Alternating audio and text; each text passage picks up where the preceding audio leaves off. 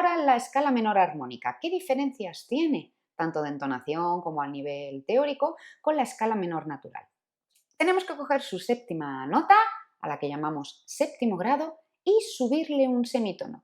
¿Cómo lo haremos? Pues si la nota está natural, por ejemplo, la séptima nota de la menor es sol, sol está natural, le subiremos un semitono poniéndole un sostenido. Pero imaginemos en cualquier otra escala que esa nota estuviera bemol. Para subirle un semitono tendríamos que ponerle un B cuadro. O que esa nota estuviera sostenida, le tendríamos que poner un doble sostenido. Venga, pues le subimos un semitono al séptimo grado de la menor y las notas serán la, si, do, re, mi, fa, sol sostenido, la. Vais a ver que ahora el carácter cambia un poquito, la sonoridad, y da un poquito así como de sensación de sonar algo estilo árabe, estilo persa. Fijaros.